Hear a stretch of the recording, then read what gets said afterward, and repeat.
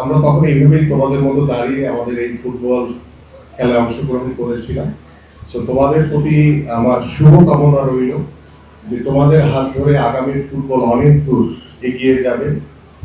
তোমাদের হাত ধরে আমরা যে স্বপ্ন দেখছি বাংলাদেশের ফুটবল নিয়ে, বাংলাদেশের খেলাধুলা নিয়ে, সেই স্বপ্নের লক্ষ্যমাত্রায় তোমরা একদিন নিশ্চয়ই পৌঁছাতে পারবা। এবং আমি প্রথমেই অভিনন্দন জানাই আমার বাংলাদেশ ফুটবল টিমকে।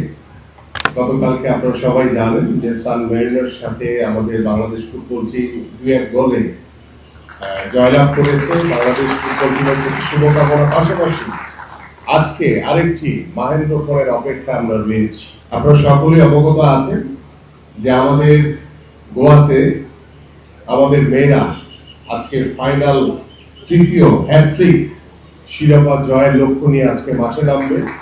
আমরা সেই আমাদের গর্বিত নারী ক্রীড়াবিদ, নারী ফুটবলারদের প্রতি আমাদের শুভকামনা রইল।